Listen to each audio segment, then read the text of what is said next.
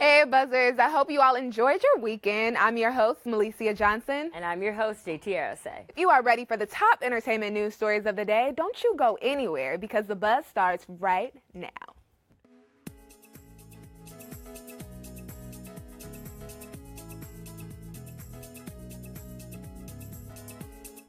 Today, we are dedicating the show to one of the largest, most famous, and most profitable music festivals in the U.S., Coachella. This year's lineup was bigger and better than ever, but don't you feel bad if you didn't make it. We have our guest panelists here, Allegra Miller, to give you the inside scoop. But we can't go any further without talking about the queen, the history maker herself, Beyonce. Let's check out a small clip of her 2-hour performance.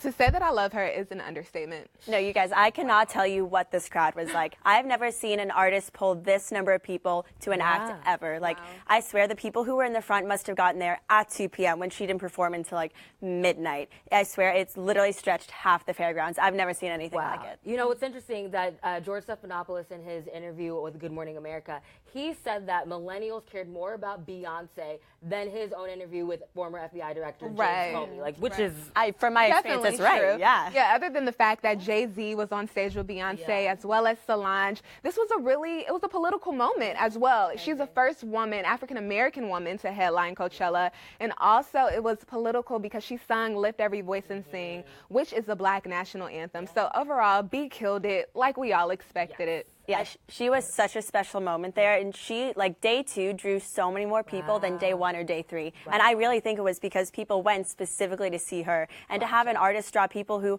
maybe wouldn't even normally go to Coachella, but they want to see her so badly that they're going to do the whole festival. Like, that's awesome. That's really powerful. That's a great point. And New York Times even did an article that said Beyonce is bigger than Coachella. I think it's safe to say that Beyonce was bigger. I don't think Coachella was ready for her, honestly. Beychella. And clearly, hashtag Beychella was the biggest story coming out of weekend 1, but there were plenty of shocking moments that had social media buzzing as well. Let's talk yodeling kid. He's so I adorable. love the yodeling kid. Yes. I was just so impressed that this kid had that moment. He went from a meme to now being able to perform at performing in Walmart. Exactly. Yeah, and you know, he was a really well-kept secret. Like, I didn't find out that he was performing until maybe half an hour before he went on, and everyone was texting me, like, yodeling kids at the stage. Everyone's like, what? So yeah, honestly, good for him. Like, how cool to be on the Coachella stage from yodeling in Walmart. Exactly. I'm happy for him, honestly. And we actually have a clip of the performance, so let's take a look.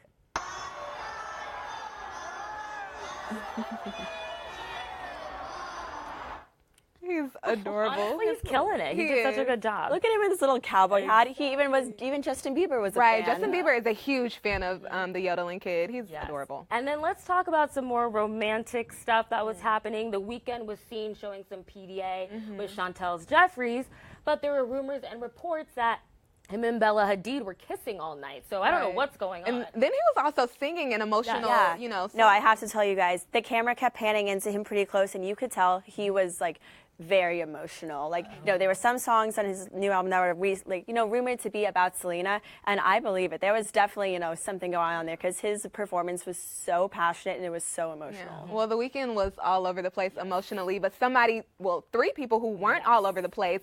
Destiny's Child was a huge surprise. Yes. How was it when they came out? How did the crowd go? The crowd went wild. There were all these kind of rumors circling around, and everyone was really hoping that they would, but it was getting a little bit deeper into the set, and people weren't sure. And then when they all came out, the crowd went wild, and they absolutely killed it. I have to tell you, they were all on point. Clearly, Beyonce was like, Michelle, you better get it together for Coachella, because I know sometimes there's always mishaps with Michelle, but either way, we're going to have Allegra give us some more inside scoops about stuff that, the top moment that she really felt she saw at Coachella. Well, guys, I have to tell you, for me, the top moment was by far Odessa's drones.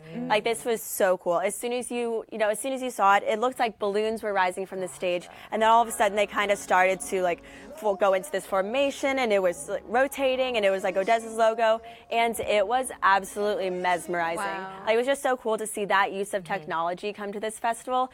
The whole whole crowd was literally staring at it for minutes. Like, it was just incredible. It literally just gave me the chills, right? I know, it's giving me the chills looking at it again. That footage that we saw was taken by our executive producer who attended the performance. Yeah, if you are partying all day at Coachella, eventually it's going to lead you to having a bad case of the munchies. Luckily, the music festival is known for having great food from all across the country. Let's toss it over to Shira for a segment called Foodchella. Welcome to Foodchella. Feast your eyes on some of the most mouth-watering treats at Coachella because, hate to break it to you, but not everyone goes for the music. We've got you covered on what everybody's eating. From basic Chella favorites to creative Coachella concoctions, we're drooling just looking at some of these pictures. What better way to start than with the Coachella classic, watermelon wedge, a perfect cool combination to balance the desert heat, not to mention healthy too. On the other hand, what kind of festival would it be without churros? But these aren't just any churros. These fried babies are covered in a sugary cereal and dipped in ice cream. If you're feeling a bit more rebellious, definitely opt for these than just a regular churro.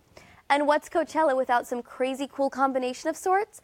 Ever heard of chicken and waffles? Well, this Coachella favorite was a hit. Fried chicken wrapped in waffles, not only breakfast, but lunch too. And in the form of a burrito. I mean, how much better can that get? That's it for this week on Foodchella. What did you eat at Coachella? Have something yummy to share? Tag us at USC The Buzz. We're now going to toss it over to Megan, who's going to tell us how to burn off all of these Coachella treats. If you need to work off all that Coachella food in time for weekend 2, or even just blow off some steam before finals, we've got you covered. Welcome to a special edition of Movement Monday, where I spoke with USC's very own Clarissa Karunaratne about the best ways for students to get moving.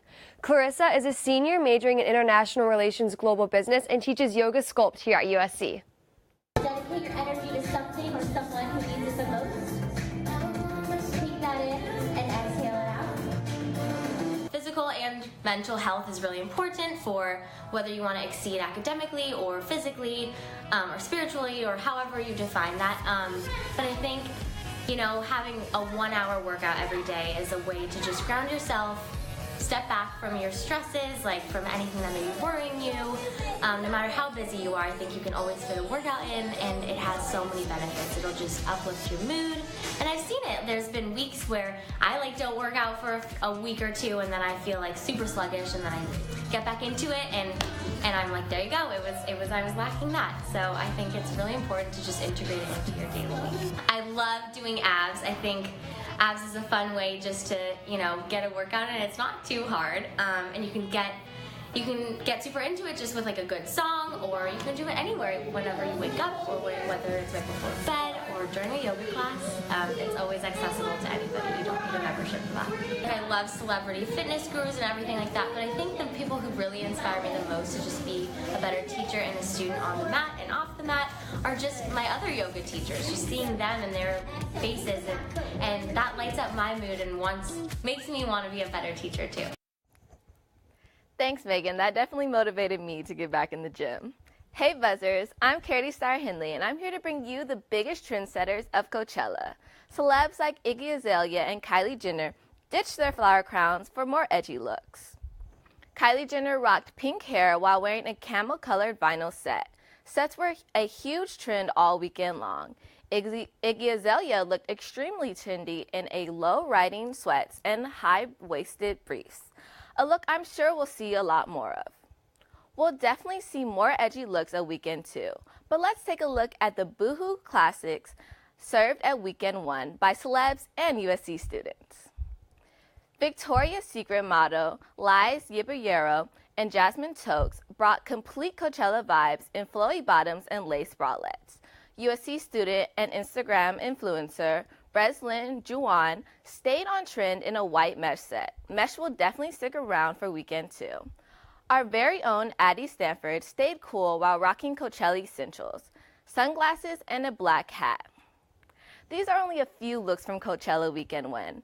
Are you rocking edgy looks at weekend 2, or boho chic always the way to go? Tweet us what you think at USC The Buzz. I'm Katie Starr Henley, and that's all for this week of Trendsetters.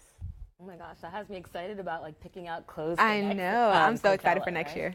Well, I hope you guys enjoyed our Buzzchella episode. I know we're both excited to see how Coachella Weekend 2 will try and top opening weekend. So tune in next week, Monday at 12 p.m. for our last episode of the season to find out the latest in entertainment news. Yes, and let us know if you're planning on going to Coachella for Weekend 2. And don't hesitate to share with us your favorite moments from the festival by commenting below or tweeting us at USC The Buzz. For The Buzz, I'm Alicia. And I'm JT Arose. Thank you so much for watching. Thank you.